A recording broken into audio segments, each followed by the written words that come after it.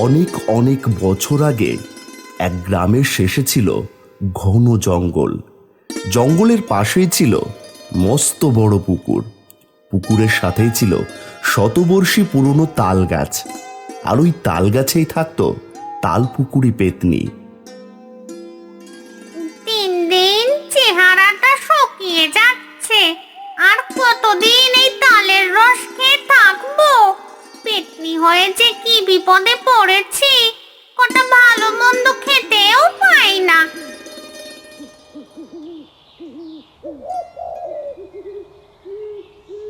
দূর দূর, কোনো কিছুই আমার আর ভালো লাগে না। বেঁচে থাকতে কত মজা করে মা তালের রস দিয়ে পিঠে বানিয়ে খাওয়াতো। কোনো পেতনি হয়ে তা খাওয়ার উপায় নেই। চোখের সামনে এত বড় একটা পুকুর, এই পুকুরটাতে কত মাছ থাকে, কিন্তু এই জঙ্গলের পুকুরটাতে কেউ আসে না। নিজেও যে একটা মাছ ধরতে পারি না। কেউ যদি পুকুরটা থেকে কটা মাছ ধরতো, তাও তো আমি ওখান থেকে কটা নিয়ে নিতে পারতাম। কতদিন হয়ে গেল তাজা তাজা মাছ খাই না। এক খাবার খেতে খেতে আমার যে আর মুখে রুচি নেই।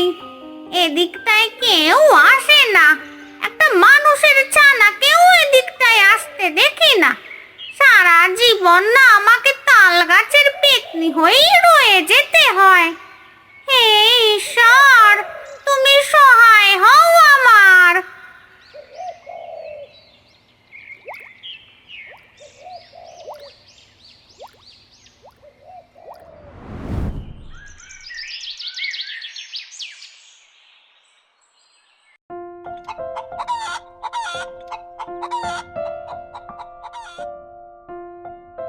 কি রে মুখপুরি, কোথায় গেলি?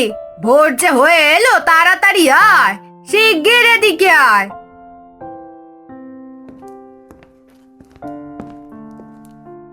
হ্যাঁ হ্যাঁ, কি হয়েছে মা? এই তো আমি এখানে।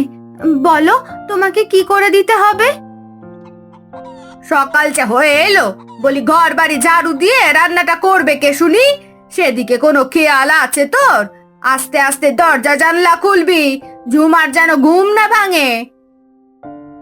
ঠিক আছে মা, আমি এখনই তোমার সব কাজ করে দিচ্ছি। আমার বড্ড খিদে পেয়েছে মা, আগে একটু জল আর কটা মুড়ি খেয়ে নি। কি বললি তুই? সারাদিন তোর শুধু খাই খাই, কোনো খাওয়া নেই তোর। রান্না বান্না সব করবি, করে থালা বাটিগুলো ধুয়ে আনবি। আর আমার ঝুমাটা কদিন ধরে মাছ খেতে চেয়েছে।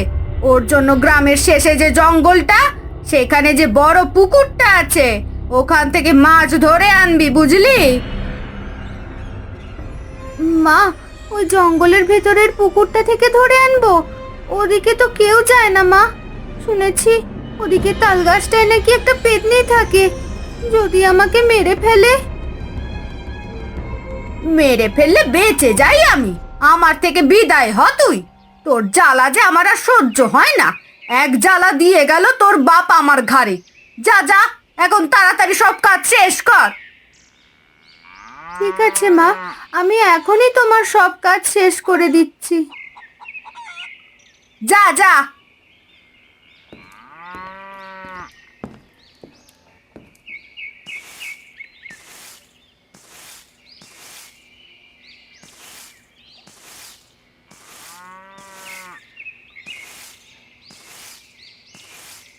যাই, বড্ড খিদে পেয়েছে, কটা ভাত খেয়ে নি, খেয়ে না হয় বাকি কাজগুলো করে দেব।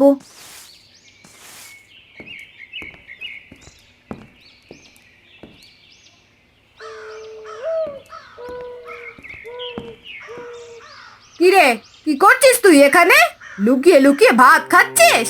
ভেবেছিস আমি দেখবো না? আমার ঘরে চুরি করা বের করছি, দাঁড়া।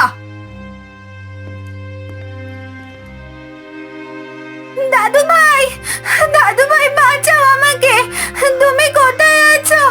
তাড়াতাড়ি আসো, আমাকে যে মেরেই ফেললো।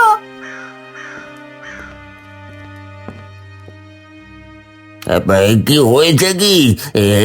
কি তুমি কি করছো? ছাড়ো ছাড়ো, এখনই ছাড়ো বলছি। আমার মা মরা নাতনিটাকে যে মেরেই ফেললো গো। কি করেছেটা কি ও? আহা, কি করেছে? আমি কি ওকে সাধে মারছি? চুরি করেছে ও, চুরি। লুকিয়ে লুকিয়ে ভাত চুরি করে খেয়েছে। একটা কাজও করে না সারাদিনও, সারাদিন শুধু ওর খাই খাই। নিজের ঘর থেকে কটা ভাত খেয়েছে বলে তুমি ওকে এভাবে মারবে? এটা যেমন ঝুমার ঘর, তেমনি এটি মিঠিরও ঘর। এই তো শুরু হয়ে গেল আপনার পটর পটর। নাতনিকে কি ছুটি বলা যাবে না, বললেই উনি এসে হাজির। আর মাস জ্বালিয়ে খেলো একেবারে। হ্যাঁ। দাদু ভাই, সকাল থেকে আমার বড্ড খিদে পেয়েছিল, তাই তো কটা ভাত খেয়ে গিয়েছিলাম। তুমি বিশ্বাস করো মা, কটা ভাত খেয়েই আমি তোমার সব কাজ করে দিতাম। হয়েছে হয়েছে, যা যা, কটা ভাত খেয়ে এখনই সব কাজ করবি। আমাকে যেন আর দুবার তোকে বলতে না হয়। ঠিক আছে মা।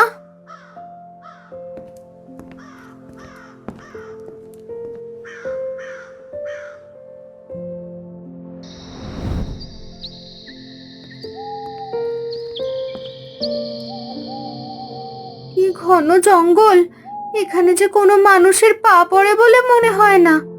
হয়তো হয়তো পুকুরটা দেখা যাচ্ছে, ওখান থেকেই আমাকে বড়শি দিয়ে মাছ ধরতে হবে। মার আমার জন্য একটুও কষ্ট হয় না। ওই তো তাল গাছটা। রাম রাম রাম রাম রাম রাম রাম রাম রাম রাম রাম।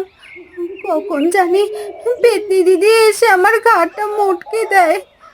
যাই, তাড়াতাড়ি পুকুরটা থেকে কটা মাছ ধরে নিয়ে বাড়িতে যাই।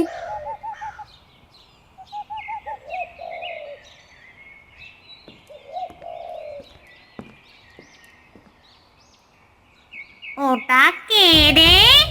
মানুষের ছানার মতো দেখতে, একা একা এই জঙ্গলের পুকুরে এসেছে মাছ ধরতে। এখানে তো কেউ আসে না মাছ ধরতে। আমারও কদিন ধরে বড্ড মাছ খাওয়ার শখ জেগেছিল। যাই যাই, মেয়েটার কাছ থেকে কটা মাছ খেয়ে নি। মেয়েটা টেরও পাবে না মাছগুলো যে আমি খেয়েছি।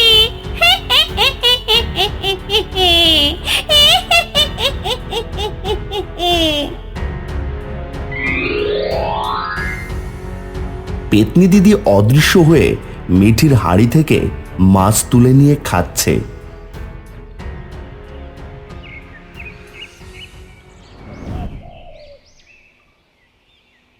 ও মা, ও মা, এগুলো কি হচ্ছে?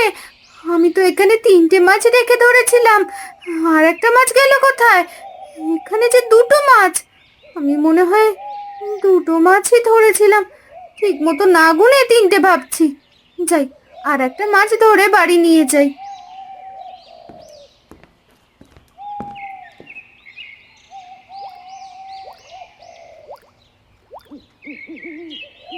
ওমা, ওমা, আর একটা মাছ গেল কোথায়? কে নিয়ে গেল? আমার মা। রাম রাম রাম রাম রাম রাম রাম রাম রাম। দাদু ভাই ঠিক বলেছিল, এখানে নিশ্চয়ই পেতনি আছে। তাড়াতাড়ি পালাই, পেতনি যে আমার এবার ঘাড় মোটকে খাবে। 2টো মাছ নিয়ে গেলে যে মাও মারবে আমাকে। এই মেয়ে, কি হয়েছে তোর? আমি খেয়েছি তোর মাছ। আমি হলাম তালপুকুরি পেতনি। এই বিশাল বড় তাল গাছটা যে দেখতে পাচ্ছিস, এর উপরে আমি থাকি। বহুদিন হলো ভালো মন্দ কিছু খাই না, তাই তোর থেকে 2টো মাছ খেয়েছি। ও মা গো, রাম রাম রাম রাম রাম রাম রাম রাম রাম রাম।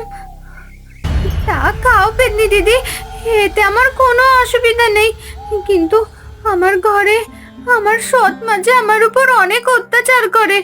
আমার সৎ বোন ঝুমা মাছ খেতে চেয়েছে, তাই তো আমি এখানে মাছ ধরতে এসেছি। এখন যদি আমি বেশি করে মাছ বাড়ি না নিয়ে যাই, সৎ মা যে আমাকে খুব মারবে। এমনি আমার উপর সারাক্ষণ অত্যাচার করে।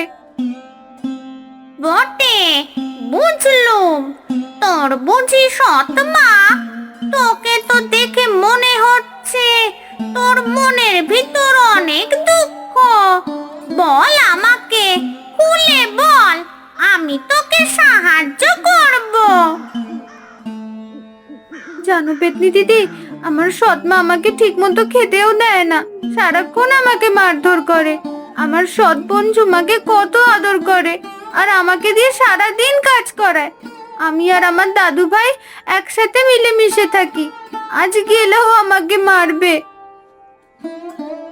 চল তো, আমিও যাব তোর সাথে।